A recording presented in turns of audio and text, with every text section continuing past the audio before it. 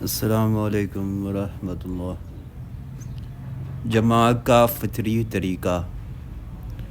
جماع کا فطری طریقہ تو یہی ہے کہ عورت نیچے ہو اور مرد اوپر رہے۔ چنانچہ سارے حیوانات اسی فطرہ طریقہ پر عمل کرتے ہیں، اور قرآن پاک کی ذیل کی آیت میں بھی یہی طریقہ نہایت لطیف اشارے میں بیان کیا گیا ہے کہ فَلَمَّا تَغَشَّهَا حَمَلَتْ حَمَلًا خَفِيفًا۔ بحوالہ آیت 189 سورۃ الاعراف۔ ترجمہ: جب مرد نے عورت کو ڈھانپ لیا تو اس کو ہلکا سا حمل رہ گیا۔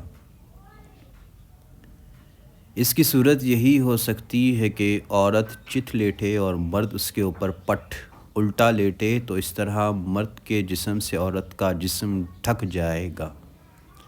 اسی طریقہ میں زیادہ راحت و آسانی ہے، عورت کو بھی مشقت نہیں اٹھانا پڑتی، نیز استقرار حمل کے لیے بھی یہ طریقہ مفید ہے۔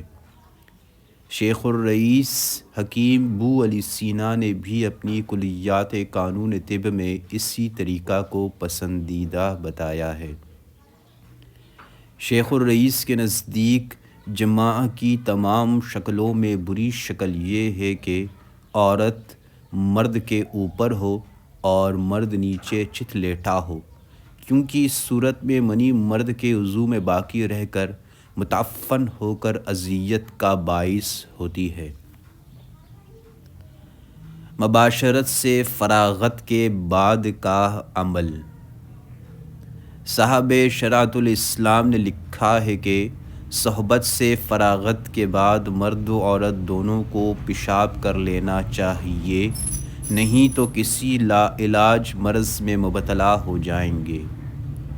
علم طب کی کتابوں میں لکھا ہے کہ بعض وقت منی کا کوئی قطرہ پیشاب کی نالی میں اٹکا رہ جاتا ہے تو سوزش و زخم پیدا کر دیتا ہے۔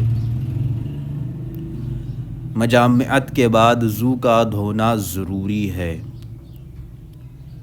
فقیہ ابو اللیث سمرقندی نے لکھا ہے کہ صحبت و قربت کے بعد اپنے وضو کو دھو لینا چاہیے، اس سے بدن تندرست رہتا ہے، لیکن مجامعت کے فوراً بعد ٹھنڈے پانی سے نہ دھوئیں، کیونکہ اس طرح بخار آ جانے کا اندیشہ ہے۔ اتنی دیر رک کر دھوئیں کہ بدن کی حرارت اعتدال پر آ جائے، اور بقول سیدنا علی رضی اللہ عنہ بعد وضو کہ وہ البتہ پیشاب کر لے، نہیں تو درد لا دوا عارض ہوگا، اور ذکر کباب نیم گرم سے دھوئے کہ بدن کو صحیح رکھتا ہے، اور اگر گرم پانی نہ ہو تو تھوڑی دیر کے بعد سرد پانی سے دھونے میں مضائقہ نہیں۔ خلوت کی باتیں بیان کرنے کی ممانعت۔ بالعموم میاں بیوی کی پہلی ملاقات یعنی شب عروسی کی باتیں دلہن اپنی سہیلیوں اور دلہا اپنے دوستوں کو بتاتے ہیں، مگر حضور صلی اللہ علیہ وسلم نے میاں بیوی کی خلوت کی باتیں دوست احباب اور سہیلیوں سے بیان کرنے کو ناپسندیدہ قرار دیا ہے۔ ایسا کرنا بے شرمی کا جاہلانہ طریقہ ہے۔ بغیر غسل کے مجامعت نہ کریں۔ بعض تجربہ کار لوگوں کا قول ہے کہ اگر کسی شخص کو احتلام ہوا ہو تو وہ بغیر غسل کر کے اپنی بیوی سے مجامعت نہ کرے، نہیں تو اندیشہ ہے کہ لڑکا دیوانہ اور بخیل پیدا ہوگا۔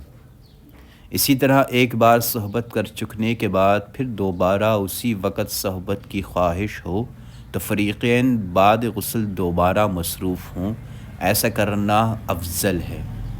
اور حضور صلی اللہ علیہ وسلم نے اپنے صحابہ کرام کو تعلیم دی ہے کہ تم میں سے کوئی شخص اپنی بیوی سے جماع کرے اور پھر دوبارہ ایسا کرنا چاہے تو اسے چاہیے کہ درمیان میں وضو کرے۔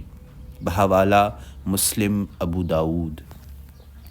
صاحب احیان لکھا ہے کہ کوئی ایک بار صحبت کرنے کے بعد یا احتلام ہو جانے کے بعد صحبت کرنا چاہے تو اول ذکر 2 ڈالے یا پیشاب کرے، بدون ان دونوں باتوں میں سے ایک کرنے کے صحبت نہ کرے۔ جمع کے فوراً بعد پانی نہ پئیں۔ اتباع کی تحقیق ہے کہ مجامت کے فوراً بعد پانی نہیں پینا چاہیے، ایسا کرنے سے تنفس یعنی دماغ کا مرض پیدا ہو جاتا ہے۔ اس لیے مادہ پر ہونے کی حالت میں جمع کرنے سے منع کیا گیا ہے، کیونکہ جب مادہ پر ہوتا ہے تو جمع کی حرارت سے خشکی پیدا ہوتی ہے اور پیاس کا غلبہ ہوتا ہے۔ کھڑے ہو کر مجامعت کی ممانعت۔ طب نبوی میں صاحب قنیہ کے حوالے سے لکھا ہے کہ کھڑے ہو کر صحبت کرنے سے بدن کمزور ہو کر ضعیف ہو جاتا ہے اور پیٹ بھرا ہونے کی حالت میں مجامعت نہیں کرنی چاہیے، اس سے اولاد کن ذہن پیدا ہوتی ہے۔ طب یونانی کی بعض کتب میں لکھا ہے کہ کھڑے ہو کر صحبت کرنے سے رعشہ کا مرض ہو جاتا ہے۔ صحبت کے وقت شرمگاہ دیکھنے کی ممانعت۔ صاحب شرعۃ الاسلام نے لکھا ہے کہ صحبت کے وقت عورت کی شرمگاہ کو نہ دیکھیں، کیونکہ اس سے اندیشہ ہے کہ کہیں اولاد اندھی پیدا نہ ہو۔ مسئلہ کی روح سے اگرچہ شرمگاہ کو دیکھنا مباح ہے اور عورت اور مرد ایک دوسرے کے ہر حصہ جسم کو دیکھ سکتے ہیں، مگر علماء نے لکھا ہے کہ عورت کی شرمگاہ دیکھنے سے نظر کمزور ہو جاتی ہے۔ مباشرت کے وقت باتوں کی ممانعت۔ فقیہ ابو اللیث نے اپنی کتاب بستان میں لکھا ہے کہ صحبت کے وقت زیادہ باتیں نہ کی جائیں، ایسا کرنے سے اندیشہ ہے کہ بچہ گونگا پیدا ہو۔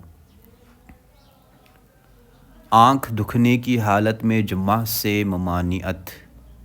جامع کبیر میں بی بی ام سلمہ رضی اللہ عنہا سے روایت ہے کہ جب کسی بی بی کی آنکھیں دکھنے آتی تھیں تو رسول اللہ صلی اللہ علیہ وسلم سے قربت نہ فرماتے تھے جب تک تندرست نہ ہو جاتے۔ خلاصے میں لکھتے ہیں کہ اس حدیث پاک سے یہ اشارہ ملتا ہے کہ اگر بیوی کسی دکھ بیماری میں مبتلا ہو تو اس کی صحت اور رغبت کا اندازہ کیے بغیر صحبت کرنا مناسب نہ ہوگا، اور عقل سلیم کا تقاضا بھی یہی ہے کہ بیماری کی حالت میں جماع سے اجتناب کیا جائے، کیونکہ جذبات میں ہم آہنگی کے بغیر مباشرت کا لطف و سرور حاصل نہیں ہوتا۔ جمع کرنے کا صحیح طریقہ۔ فقیہ ابو اللیث نے اپنی کتاب بستان میں لکھا ہے کہ جمع کے لیے سب سے بہتر وقت رات کا آخر حصہ ہے، کیونکہ اول شب میں معدہ غذا سے پر ہوتا ہے۔